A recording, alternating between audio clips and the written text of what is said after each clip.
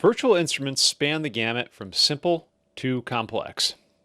The most basic ones are just hit a key, get a sound. More advanced ones, like the orchestral packs in Ableton Live, have the ability to switch between multiple types of articulation on a single instrument by turning a knob or automating MIDI control data. And the best ones, like East-West, have key switching. Let's look at Live's solo violin and an example of key switching in East-West. Here is Live's solo violin from the orchestral pack. By default, it's legato on everything.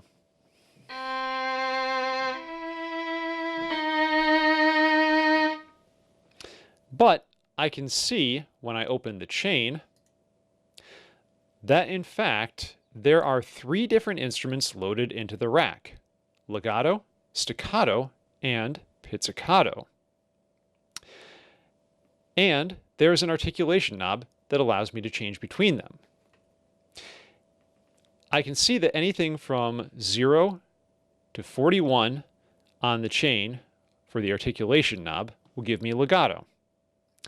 Then anything from 42 to 84 will trigger staccato, while 85 through 127 is pizzicato.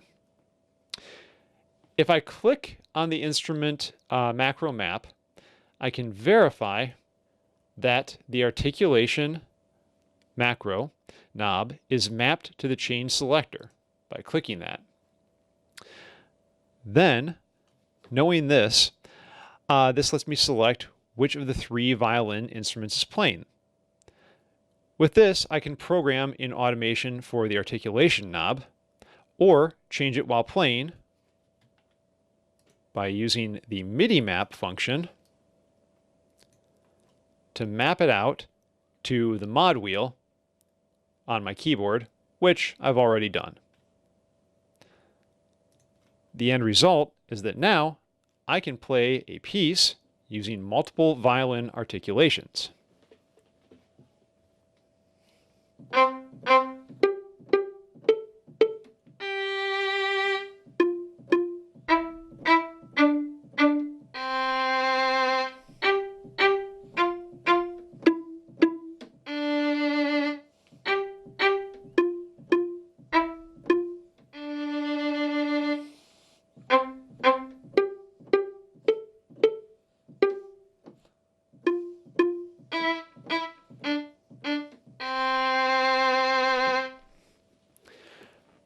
Obviously, that does take a little bit of practice to get the mod wheel to work correctly.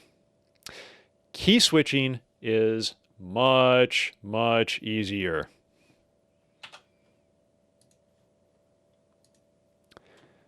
Here is the East-West sample library, where I've already loaded a qanun.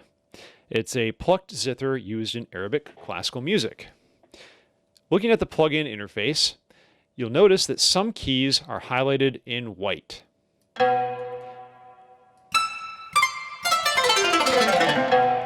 This is the playable range.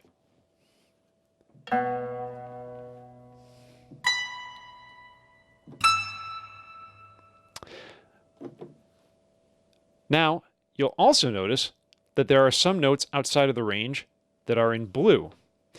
These are the key switches. Key switch notes generally begin at the lowest C on an 88-key keyboard, or they might go slightly above or below depending on the software. They function the same as the articulation knob in Live Solo Violin. They let me shift between different performance techniques just by playing that key and then playing one of the keys in the white area.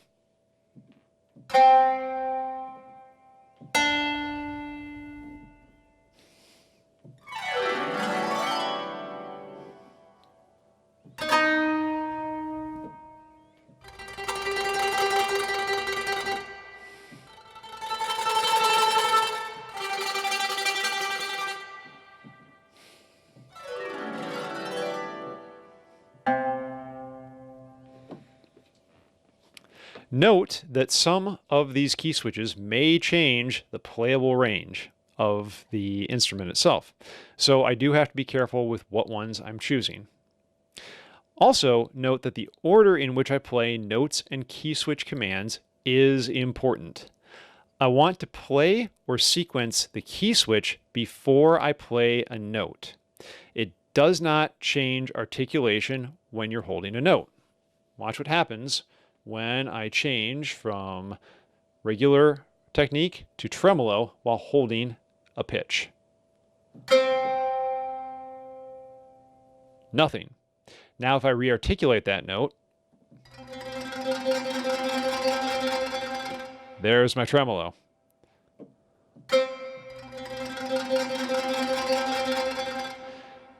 So this is really important to keep in mind when you're doing realizations using sample libraries.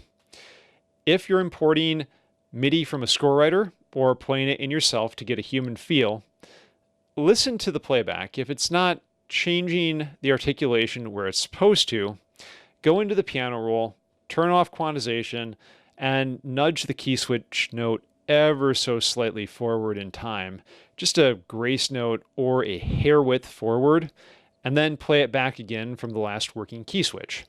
Hopefully that will solve it. Of course, with a little practice, you can also play this live and record your performance.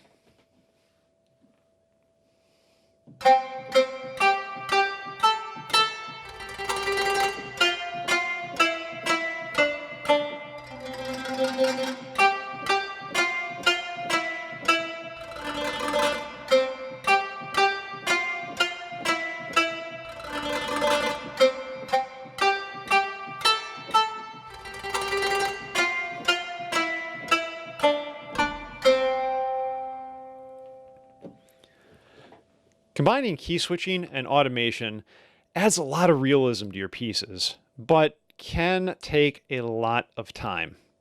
Prepare as much as you can in your score writer or record the performance in advance and then go back and add the automation and the key switches. You can do that outside the lab, then bring the sessions in to work with the virtual instruments we have there.